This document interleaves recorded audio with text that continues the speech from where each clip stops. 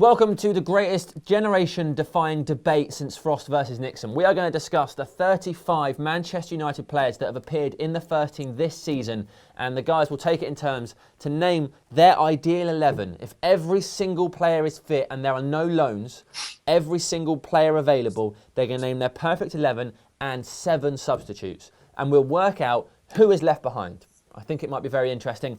And who would like to go first? I don't mind. Go on then, Adam McKola, you're the only one that answered. Please tell us your starting 11 and then your 7 substitutes. Go. Okay, right. The hair in goal, obviously, yeah. Then I'll go with Darmian at right back. Mm-hmm. Although I think Varella's done fantastically well and providing competition, I'd put Darmian in. Mm-hmm. Then I'd go Smalling and Timothy Fosu-Mensah. Then I'd go with Luke Shaw at right back, obviously. I was about to say Rojo because we've been without Shaw for so long, but obviously Luke Shaw is the future. Then I'd put Schneiderlin, Herrera. Now this is where it gets interesting for me. Mm-hmm. Schneiderlin, Herrera, Memphis, Mata. Hang on. Memphis, Mata, Marshall, and Pereira. Okay, so in your starting 11... No, actually, hang on. Yeah? Yeah, in your starting 11, you've got Pereira and Fosu-Mensah. There's no Wayne Rooney. Interesting. Okay, your subs. Sergio Romero. I haven't really thought about this, to be honest. Sergio Romero. I put Varela there.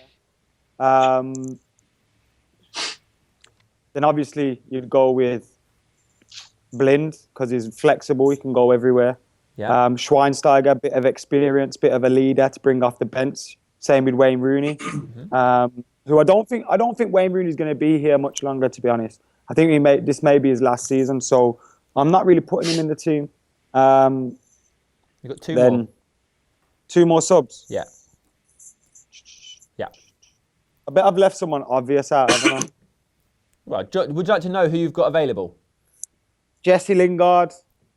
And yeah. Who else is available? So you've got Johnson, Cameron Borthwick-Jackson, Phil Jones, Love McNair, Paul Riley, Rojo, Valencia, Young, Carrick, Fellaini, James Weir, Januzaj, Keane, Powell, Rashford and James Wilson. Rojo. Okay, right. Good.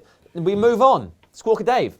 Right, I'm going to go with the 4-1-4-1 / the 4-3-3 hybrid. David De Gea in goal. Yep. Exactly the same back four as Max. So we're going to go Darmian at right back, Smalling, Fosu-Mensah at a left centre back, and then Shaw at left back. Thought Fosu-Mensah was brilliant against Watford. I just loved how he was so aggressive in the tackle. You know, Deeney and Igalo have looked so good in the Premier League this season, and he sort of made them look like boys in a way. He looked like the man, and they 8 years older than them and so forth. Yeah. So I'm going to get him in there, let him play. Then into midfield, I'm going to go Schneiderlin holding. I think he looks very, very good when he's holding alone in a single pivot, not as a double pivot, because I feel that the movements are too similar. So Schneiderlin holding, and then Herrera and Bastian Schweinsteiger in midfield. The United midfield's been hot and cold the last few weeks. Against Midtjylland, it was very, very poor in central midfield. Then against Arsenal, it was brilliant. And then again against Watford, it was quite slow and laboured. So that's why I've gone with Schweinsteiger over Juan Mata, because I feel that control and that tempo we've been lacking a bit. Then onto my front three, I'm going to go with Juan Mata on the right, because he's always got a goal in him. You know, that free kick he scored against Watford was brilliant. In the last 4 years, no Premier League player scored more free kicks than Juan Mata. And Memphis on the left, because his form has been pretty good in the last 3 games. He looks a lot more. He looks hungry. He looks ready. He protects the ball 20 times better than he has done all season. And I think it's just his time to kick on. And obviously Anthony Martial up top. Okay. My bench, going to go Sergio Romero, Daley Blind, Michael Carrick, Pereira, Januzaj, Rashford, and Wayne Rooney. Hang on. I'm trying to note it down so that when we're done, we can talk about who's in and who's out. So, Romero, Rooney. Yes. Who else? Blind, Carrick, Pereira. Blind? Oh, right, yeah, Blind. Good. Blind and Carrick. Yep. Pereira, did you say? Pereira, yep. And Januzaj and Rashford. Okay. What about Rojo? Rashford and Januzaj. Good. Howson. I'm going to go different from these lads, and I'm not going to go with any youth, I don't think, in my 11, which I think is probably a bit of a surprise to everyone, considering how much I bang on about him. But I think looking at Fosu Mensah's got 1 start. You're looking at Riley, who's got 1 start. You're looking at Rashford, who's got 3 starts. I don't see how, if we're talking about our very best team right now, if everyone was fit, that you can include them. I do think 6 months down the line, that's a different conversation. But right now, too inexperienced for me. So my 11 is going to be Spanish Dave in net. I am going to put Varela at right back because I don't think he's inexperienced. He's got a lot more games under his belt than anybody. And I think he offers a little bit more going forward than Darmian does. Yep. And I like the internal tempo that he plays with and that sort of aggression. I think we've lacked that. My 2 central defenders, I'm going to go for Chris Smalling and I'm going to go for Rojo over Blind because I like the pace and, again, the aggression that Rojo brings. At left back, it's got to be Luke Shaw. He is phenomenal and he's fantastic. I'm going for the 4-2-3-1 because I think that's the way Van Gaal likes to rock it. And I'm going with the midfield, Schweinsteiger and Schneidlin because I think that's the right blend of experience and quality for us. On the left, I'm going to go for Memphis because he's absolutely fantastic at the moment. Number 10, Juan Mata, he is our best number 10. I'm going to skip right wing for a second, then I'll tell you I'm going to play up front. I'm going to play Martial up front because the guy's probably got the best potential in Europe, hasn't he, for strikers. And then on the right, this is the weak spot of our team, and that's Jesse Lingard. I like Jesse Lingard. I like him as a squad player, but I think in the summer we could do is bring in someone of real quality and real superstardom, and that would be a good side. And my bench is Romero, Rooney, Blind, Herrera, Darmian, Pereira and Rashford, covering all positions and all bases. But there's a caveat that I want to put on this because I know I've left out the likes of Fosu Mensah and that, who obviously look fantastic. Just quick, I need you to remind me of all of your subs. I've got Rooney, Rashford, Herrera. It was Rooney, Romero, Blind, Herrera, Darmian, Pereira and Rashford. Brilliant. And the caveat that I was talking about is that there's 6 players in the side in the squad that I want to see get rid of, and 6 players that I would replace them with from the academy. Well, that's Rooney, Carrick, Jones, Valencia, Fellaini, and Young. I would move out of the club, and I would replace them with Fosu Mensah, Rashford, Riley, Borthwick Jackson, Rothwell, and Wilson. Okay, thank you, Howson. Right, so here's the things I'm going to point out to you, and we can discuss them. All of you went for De Gea and Romero as number 1 and number 2, pretty obvious. Nobody went for Phil Jones, for Valencia, for Ashley Young, for Fellaini at any point in this. Nobody wants to see Wayne Rooney starting. Interesting, the discussion about Fosu Mensah perhaps is most interesting, given that none of you want Phil Jones in the squad at all. And he's got all that experience. And Phil Jones, remember, he's only 23 years old. He's incredibly young still. And if you look at, I guess, Chris Smalling at that time was still very much developing and making mistakes. Do you think you've given up on him a bit early to go for someone who's only played twice? I think Phil Jones has it all to prove, to be honest with you. He's injured far too much. Fair enough. You know, it's not always his fault if you get injured, but he is injured far too much. And I think I said it this season. This season was a big one for him. If he failed this season, you probably couldn't see a future for him here. But he's been injured again. So probably next season could potentially be the season where you think, unless he does what Chris Smalling has done, that's it for him at the club, or he'll just be a kind of John O'Shea-like player. The reason I went for Fosu Mensah at centre-half is because I like Marcus Rojo, but I like him at centre-half, but I think is better at full-back. Personally, that's what I think.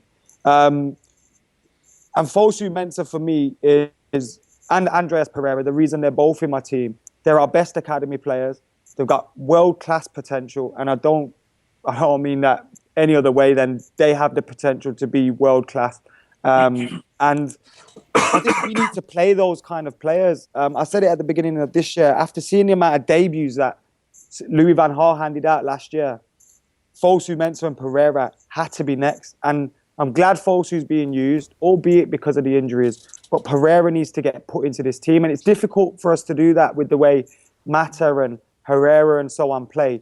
But we need to make a place for him in this team. And whether it's out wide in the same position that Mata plays sometimes, slightly right, or in the centre, and we put Mata as slightly right, we need to get him in this team because he is without doubt one of the best talents about. And when we look at Martial and Luke Shaw, I believe we could look at Timothy Fosu-Mensah and Andreas Pereira in the same light if we give them the opportunity to play consecutive games. So I'm going to answer that with what I think is perhaps the most interesting point here, in that at, say, 2 years ago, the world was saying that about Adnan Januzaj. Everybody, especially after his debut where he scored twice against Sunderland, everybody was saying this guy needs to start every game. He's a hero. He's going to be the best player in the world. He'll be winning the Ballon d'Or in 5 years. And only Dave wanted him in the team now, and Dave wants him as a sub. So do you not think there's a danger that people expect too much because players come out of the academy hyped up, they do well at that level, they might do okay in a few games for the first team, but then to say, yeah, you should be playing every game, because you don't even want Januzaj now. If we'd done this 2 years ago, you'd have said the same things about Sam, sorry, Pereira that you said about Januzaj. Let me just say one thing and then I'll let the other two jump in because I've been speaking for a bit. Sure. Fosu-Mensah and Andreas Pereira are like the same way I looked at Paul Pogba. I always knew Paul Pogba was going to be this class of a player. And I fear that we will lose Fosu-Mensah and Pereira if we don't make the most of them. Also, I think Januzaj, when I pick my bench, of course Januzaj would be in there. But, you know, it's a squad game. You can't pick 20 players on the bench, can you? And I think with the way things go, Januzaj would have his place in the team, but he's got it all to prove again as well. And I know I say that having put Pereira in the team. Yeah, I just but think I think Pereira's better than him. I'm arguing for arguing's sake because I think it's interesting. Dave, you also went for Fosu-Mensah. You've put Pereira on the bench, but you also picked Januzaj. Do you think there's a danger that people expect too much of hyped-up academy players? Like, people are going mad right now for Rashford, rightly so, because he's doing incredibly well. But if it wasn't for injuries, we wouldn't have seen him. Is that because perhaps management thought this guy's not ready yet? Or what do you think is going on?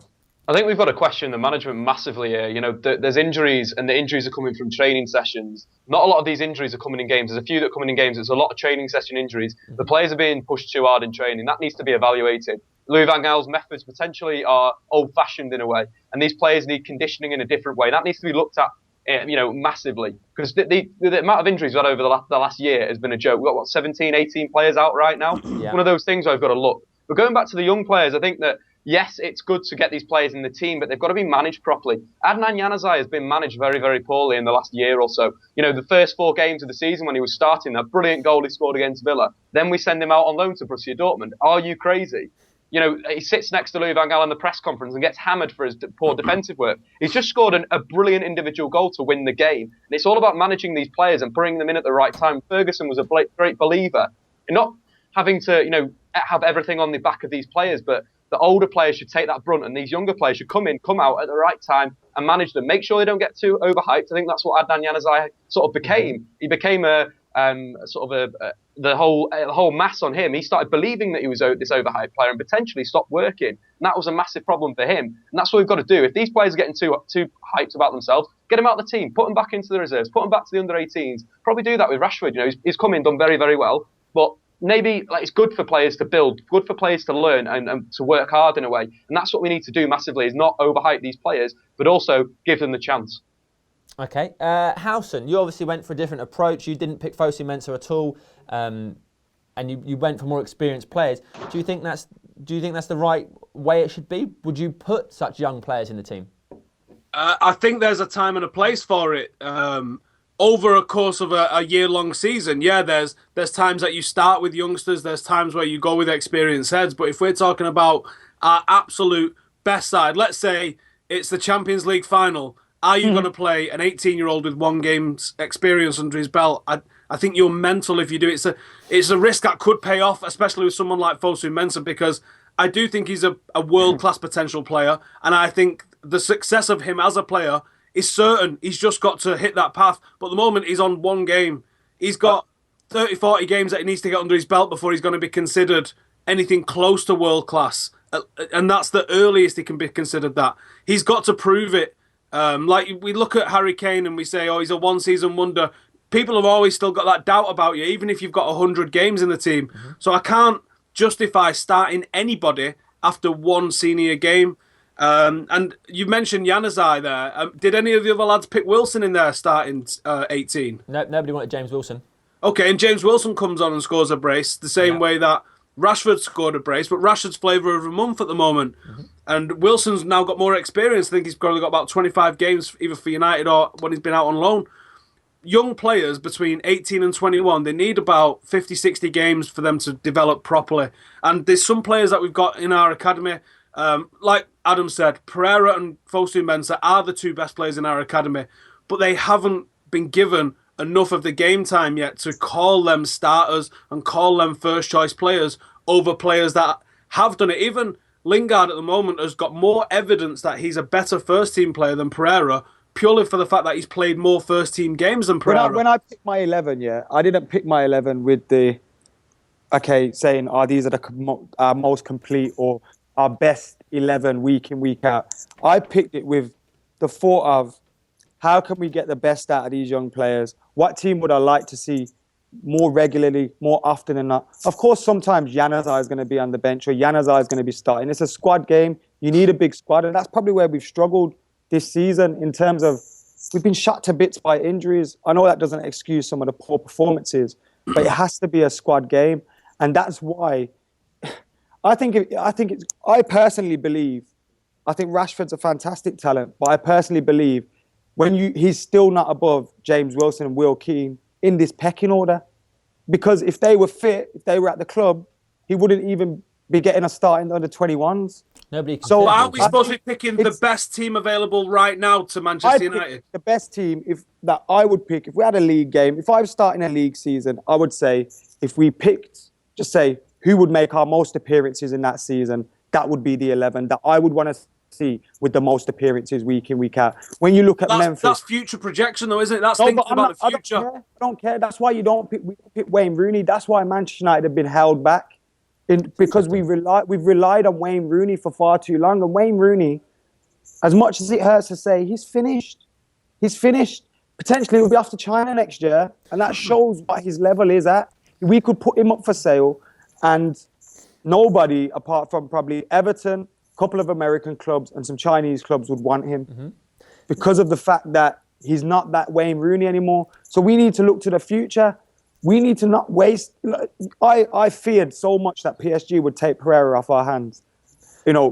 I feared that we would never. At the beginning of this season, I thought Fosu has to play this year. Because if he doesn't, I believe he's so good that someone else will come in, offer him opportunity. Do you think that this... I'm going to interrupt you because I want to. Do you think there's a danger that approach, though, that bending over the barrel of, we don't want you to leave, like Pogba did, play every game, that if you did that in the real world, you'd say goodbye to the top four because you're playing too many inexperienced players.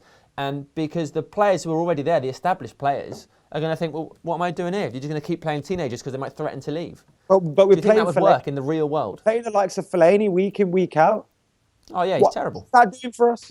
That's not doing nothing for us. No, of course. No, I'm just asking the question. Because when Paul Pogba left, you had people like Paul Scholes have since come out and said, sure, he was all right and he made the bench a few times and he played a few times. But at the time, that's all he deserved. That's all he was... Everyone knew Paul Pogba was going to be a star. Yeah, it was going to be, but he wasn't and at the time. Maybe his agent, maybe he could have gone about it the right way. Yeah. Maybe Sir Alex Ferguson was put off by that. He wasn't a star yet, was he? So you can't... If Paul Pogba was playing under Louis van Gaal, he'd still be at this club because he would have got like Fergie acted weird. He would start playing right fullbacks in centre midfield instead of playing him just to test I think him. the constant referring to Pogba though it is an anomaly. It's not something that happens all the time where an 18-year-old leaves the club and goes on to be one of the best players in his position in the world. I think that's such a rarity that we can't be scared of every single player that comes through the academy looking decent. He's going to do the exact same thing. And it can't happen with Fosu-Mensah anyway because he's got a 4-year contract. So he's going nowhere till he's in his mid-20s. Chin up. I think the thing we're forgetting right now is that these players aren't United Academy players. Fosu-Mensah was from Ajax. Pereira was from Anderlecht. Pogba came from France. Le Havre. Januzaj came from Anderlecht. This is the issue of our academy that's getting brushed over. The good players that are coming through aren't from the United Academy. They're poached from around Europe. And that's the first problem that we need to, if we're talking about youth right now, that's the first thing we need to address. But isn't that to do with the 45-minute rule and all that? Basically, clubs have had to go abroad because United's policy for the academy is we could go get top Beckham local talent supplemented with 16 and 17-year-olds from around the world that are A-star talent. That's the policy at the club. But it doesn't feel like that. That the policy of picking players up is where they're coming, right? Back in the day, we could go to London and get Beckham. They Yeah, can't do that. Beckham is one thing. We got, if you go back to the old class of '92 thing, they're all within Manchester. All those players come through within Manchester, right? And Beckham still couldn't officially join, could he, until he was 16? Yeah. He'd go up and do training and stuff, but he would also train at Tottenham. Because he couldn't, because of the distance. He wasn't allowed to become a proper And member you got to of the academy. remember, look, the likes of Messi isn't a Catalan native, is he? He's from bleeding Argentina. He is from Argentina. Football's a global game. People are scouting and picking up players all over the place. There's not many kids that haven't been at a club elsewhere. That's the good George thing you Best said was there. from Northern Ireland. So those players, those superstars, are supported by Sergio Busquets, Andres Iniesta, Xavi, Piqué, the players that are from around the sort of around Barcelona, around Catalonia. We're not doing that at the moment, and that's the big issue. Right, we're going to have to wrap this up in a minute, so I'm going to ask you one more question. We've spent a lot of time talking about youth, but do you think people like, the experience of Valencia, Ashley Young, Fellaini, they didn't get a mention. Michael Carrick made Dave's bench. That is all. Do you think those players deserve more time, or are all of you looking to the future and saying we need to put these young players in? Are we forgetting that experienced heads are also important? Where would the class of 92 been without Cantona? I don't think we need to get rid of the likes of Carrick and all that straight away. Maybe one or two. I do think the likes of Fellaini, Valencia, Ashley Young, if they want to be anything more than squad players, they need to look for better clubs, different clubs rather. Because then there will never, in my opinion, there should never be more than squad players at Manchester United. And this has been the point, like over the years when people have been saying, Ashley Young's been amazing and all this. Ashley Young shouldn't be starting for Man United week in, week out. And that's what I want to see Manchester United look to try and get people that are better, look to try and create. The potential that we have in this team is fantastic. And I know you mentioned local talent. We have local talent in this team too coming through. Marcus Rashford's the biggest example there. Is a local talent as well. We have a mixture of the last 5 years of local talent that have come through, names that are in the first team right now. That's down to Sir Alex. Danny Welbeck was the biggest one, and we sold him. Is that not the club? Is that not the club's responsibility? Sir Alex left 3 years ago. I think that Nicky Butt said a great thing when he got his new job recently, that for too long maybe the club have developed players with a vision to sell them on, and they've gone to have good careers in the Premier League, maybe lower down or Division 1, Championship, whatever. Now we need to look at making talent that will win the Champions League at Manchester United and win league titles at Manchester United. And maybe that's where the eye's gone off the ball a little bit with our academy. But we've got a batch of players coming through at the moment that deserve our support and we deserve to be excited about, because when I look at some of these players in the under-21s, not only the under-21s, the 18s as well, it's exciting, and regardless of whether they're from Manchester or Munich or wherever, it's just exciting. Just one point now I want to throw in, Dave, about the Mancunian players, right? The Busby Babes, the most famous youth side in world football, I would have thought, right? The three biggest names from the Busby Babes weren't Mancunian. Bobby Charlton was from the North East. I'm not saying the big players. I'm saying they've got to be supported by a core of squad players that are good enough to play for Manchester United, and we're not producing that at the moment. We're not producing technically gifted players, and in world football, that's the issue. Okay. They're not at the level of that top, that Barcelona, Bayern Munich type level that we should be competing there. Look at the UEFA Youth League, where we didn't even get out of the group. That's pathetic. That's because a lot of them players was playing under-21s football, the likes of which we're seeing in the first team now. The Glazers haven't seen a profitability from our academy system. Therefore, they haven't invested in it. Therefore, it's stepped back. Therefore, we've got 18-year-olds playing for the under-21s, and then the 18s are getting shot to bits because they're all playing for the under-21s. That's why we think, what the hell's going on when it takes almost a year to replace Brian McClare, and they replace him with a man that was already at the club. Our club's being run as an absolute joke at the moment. We're lucky to have some of these academy players coming through. We're lucky to have some of these players playing for us, but we need to make the most of them. And we need to make the most of what we've got. And at the moment, both first team wise and academy wise, in terms of facilities and our coaching abilities and what we can provide to young players, we're falling behind the rest of them, and we need to catch up with that. But I still think we've got the potential coming through. Okay, we're going to leave it there because I imagine people have other things to do with their lives and continue to watch this. So guys, thank you very much. Everybody else, I would encourage you to write down your 11 and your 7 subs in the comments and see what you come up with, because some of this is completely mad. Thank you very much. We'll see you next time.